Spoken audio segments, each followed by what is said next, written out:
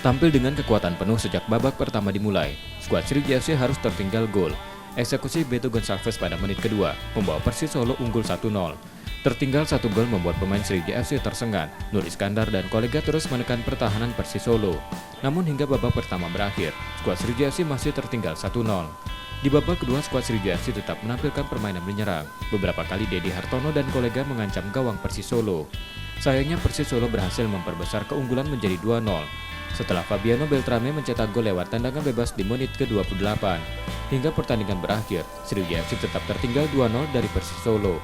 Pelatih Sriwijaya FC Nil Maizar mengakui banyak keputusan wasit yang merugikan timnya dalam laga ini.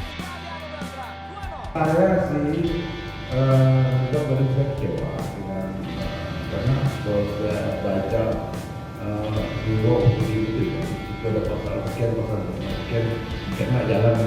Tapi yang salah itu siapa? Nanti kalau saya bilang begini nanti Wijaya mencari atas. Tapi ini 3 juta itu cuma berapa pasti nonton itu, ya pasti nonton. Dan mungkin pemerintahannya nggak bagus itu.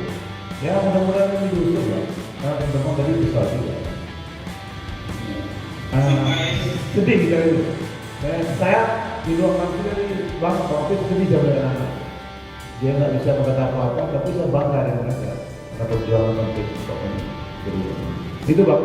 Tapi tetap di pertandingan terakhir kita tetap menjual. Dengan hasil ini membuat Sriwijaya FC masih tertahan di peringkat ketiga klasemen sementara dengan raihan 3 poin. Kondisi ini memperberat langkah Sriwijaya FC karena pertandingan berikutnya harus melawan Rans Cilegon FC yang di laga sebelumnya menang atas Persiba Balikpapan.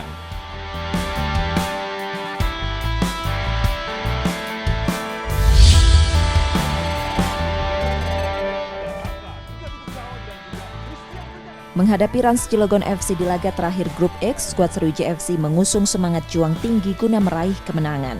Sejak babak pertama dimulai, anak asuh Nil Maizar ini langsung tampil menekan. Hasilnya beberapa kali Dedi Hartono dan kolega berhasil menciptakan peluang. Namun hingga babak pertama berakhir tidak ada gol yang tercipta. Di babak kedua, skuad Sriwijaya FC tetap tampil menekan. Sejumlah peluang mampu diciptakan oleh anak asuh Nil Maizar ini. Meski mendominasi penguasaan bola, skuad Sriwijaya FC tetap tidak mampu mencetak gol kemenangan. Pertandingan pun ditutup dengan skor akhir 0-0. Meski gagal meraih kemenangan, pelatih Sriwijaya FC Nil Maizar tetap mengapresiasi penampilan anak asuhnya. Ia mengakui keberuntungan masih belum berpihak pada timnya. Beberapa kali peluang emas yang didapat masih belum bisa dikonversikan menjadi gol. Pertama tentu saya sebagai tim pelatih ya, dengan hasil ini tentu meminta maaf kepada masyarakat Sumatera Selatan. Kita tidak bisa masuk ke semifinal, jadi ini yang sudah takdir ya.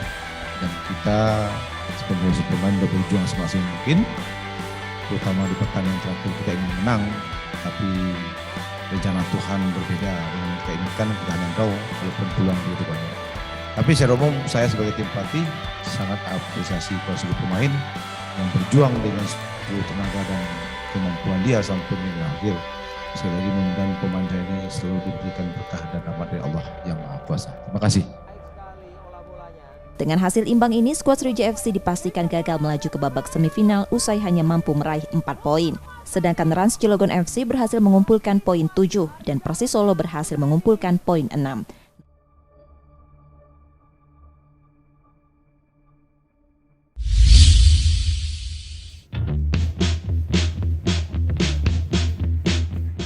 Pelatih Sriwijaya FC Nil Maizar memberikan apresiasi tinggi kepada anak asuhnya yang mampu menembus babak 8 besar di kompetisi Liga 2 musim 2021.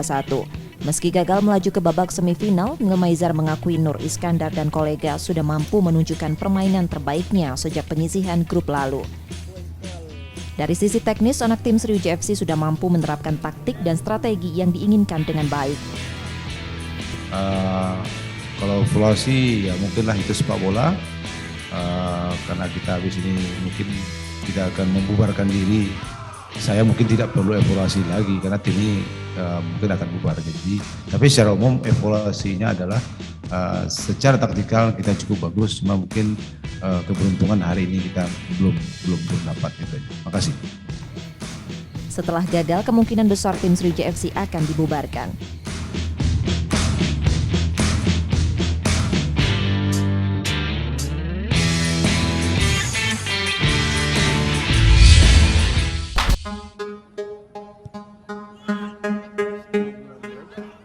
Setelah melakoni laga terakhirnya di babak 8 besar grup X Liga 2, manajemen Sriwijaya FC resmi membubarkan timnya. Anak asuh Nilmaizer yang gagal melaju ke semifinal diberi kesempatan pulang ke kampung halaman masing-masing tanpa kembali ke Palembang.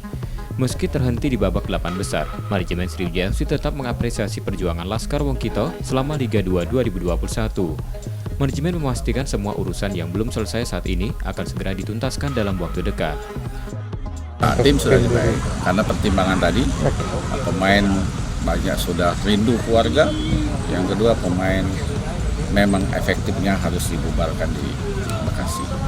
Tentu kalau ada yang misalnya masih ada yang belum diselesaikan oleh manajemen, tentu akan pasti diselesaikan oleh manajemen, tapi tinggal waktu yang akan kita bicarakan. Dan semua itu sudah selesai. Jadi datang baik-baik, perpisahannya juga baik. Selain itu, manajemen Sriwijaya FC tetap melakukan evaluasi menyeluruh sebelum berbenah menatap kompetisi Liga 2 musim 2022 mendatang.